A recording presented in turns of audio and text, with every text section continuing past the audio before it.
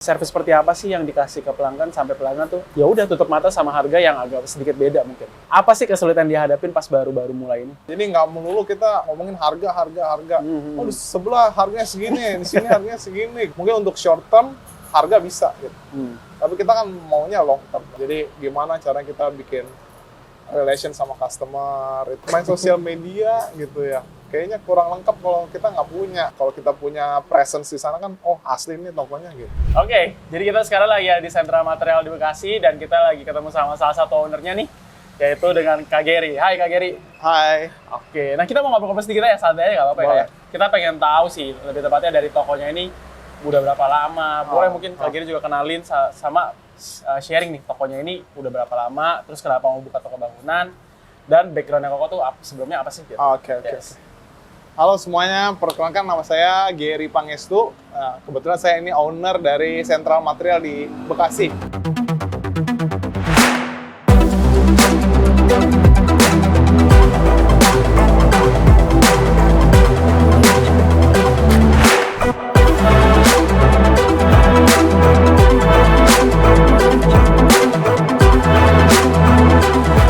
Sentral Material ini sebenarnya baru banget buka ya, dari 25 September kemarin, 2024 gitu. Oke, nah dari sekian banyak bisnis nih, tadi kita udah sempat ngobrol, cuman pengen kasih tau lagi aja. Kenapa mutusin buat bukanya bisnis toko bangunan? Yang pertama karena memang background dari dulu itu udah berkecimpung di dunia bahan bangunan sih gitu. Oke, karena udah lama lah. Udah ya. lama. Boleh tahu nggak dari kapan kok? Dari kecil tuh udah bantuin orang tua jaga toko material sebenarnya gitu. Jadi ini buka cabang baru. Cabang baru. Oh, tapi beda brand. Beda. Kita bedain. Ya. Mau tahu deh kok, sebenarnya kan toko bangunan itu banyak banget lah. Kurang lebih mirip-mirip lah kita bilang. Maksudnya yang barang yang dijual kan sama. Ya, sebagian bisa besar, dibilang. benar nggak?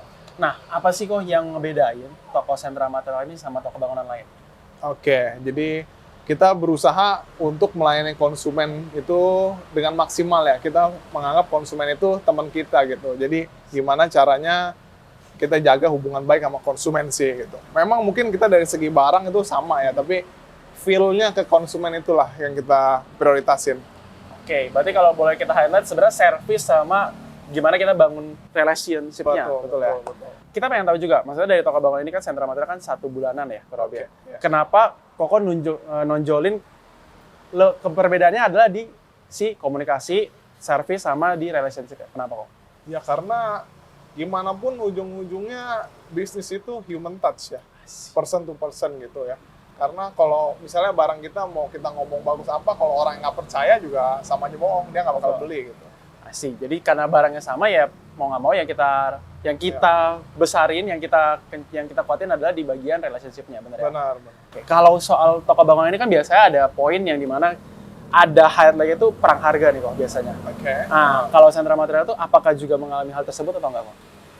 Secara langsung mungkin ada beberapa ya persaingan yang perang harga gitu ya. Mau nggak mau kita juga harus fleksibel untuk ngikutin gitu. Mau nggak mau itu nggak bisa dipungkiri. Nggak bisa dipungkiri, tetap ada lah ya, Tetap pasti ada, ya. Tetap ada. Cuman itu nggak jadi poin yang menyulitkan banget karena memang yang ditonjolin servisnya tadi. Benar. Jadi gimana pun kalau misalnya customer udah dekat sama kita ngomong apa dia juga oke aja. Jadi beda-beda sedikit mungkin ya nggak masalah bagi mereka. Betul. Gitu. Karena udah nyaman belajar di sini. Oke. Nah, terus apa sih kok dampaknya dari Koko nonjolin hal tersebut? Baik ke pelanggan atau mungkin ke supplier atau distributor? Ada efek yang bagus gak sih buat toko sendiri atau buat Koko Gary? Iya dong, pasti dong, tentu aja gitu. Jadi kayak ya gitu lah, balik lagi lah, kalau kita terlalu fokus sama angka itu sulit gitu ya. Jadi kita fokus di human touch, di emotionnya gitu. Oke, ada nggak kayak misalnya tuh penawaran-penawaran khusus yang diberikan dari supplier atau mungkin pelanggan meskipun udah ya kayaknya lebih mahal di sini tapi tetap aja beli di sini? Ada ya kejadian?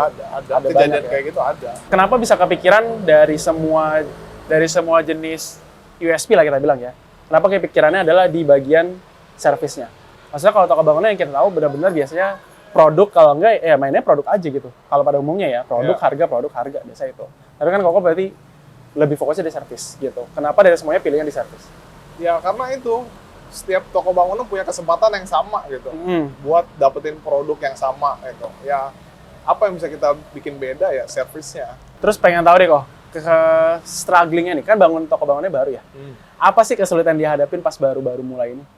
Pastinya yang paling sulit adalah kejar omset lah ya. Omset ya. Kejar omset ya, kejar target. Kejar target ya. Oke, nah apa yang udah dilakukan kok untuk bisa capai omset yang udah ditargetin tersebut?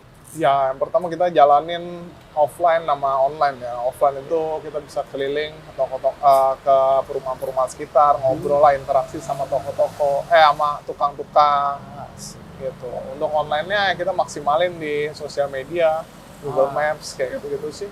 Oke, berarti udah jalan di dua arah lah ya, online sama offline ya. Ya. Kalau offline itu kan maksudnya toko baru nih, berarti koko sendiri yang terjun ke tukang-tukang itu untuk bisa gain relationship sama mereka.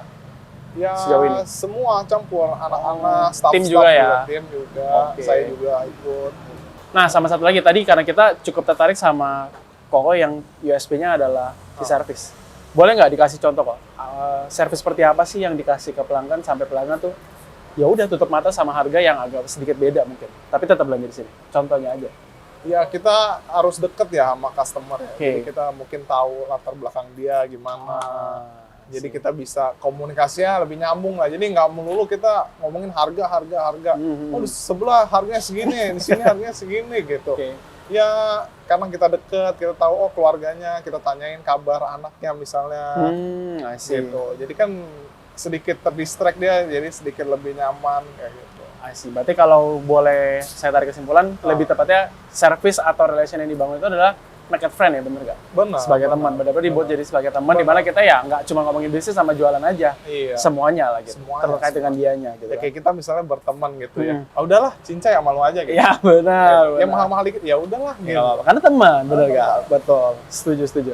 Oke, nah boleh nih kok, sebelum kita tutup, ada nggak kesan-pesan yang mau dibagikan buat seluruh owner toko bangunan nih, biar bisa nggak melulu soal perang harga gitu? Ya kreatif ya, kita mencoba untuk jadi kreatif lah, ngikutin zaman gitu. Karena mungkin era-era yang perang harga itu bentar lagi udah mau berlalu lah. Gitu. Jadi gimana cara kita bikin relation sama customer itu lebih penting sih daripada melulu harga gitu.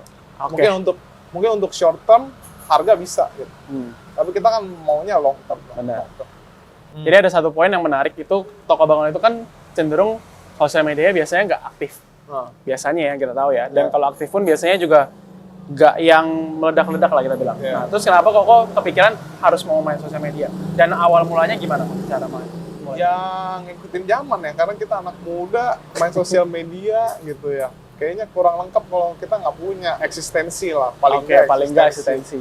gitu, paling nggak. Jadi orang cari, apalagi orang sekarang anak muda cari Google, masuk ke IG misalnya atau masuk ke TikTok Yes, benar. gitu. Kalau kita punya presence di sana kan, oh asli nih tokonya gitu. Jadi ada lebih gampang dicari lah kita bilang gitu ya.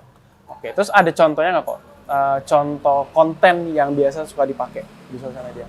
Biasanya apa sih? Konten. Ya, yang bisa dapat di sosial media Central Material tuh biasa apa sih? Konten macam-macam sih, ada pengenalan produk, Oke. ada aktivitas kita di sini. Aktivitasnya apa tuh kok contohnya? Ya misalnya kirim barang gitu ya. Oh nih orderannya lagi dikirim kayak gitu. Sih.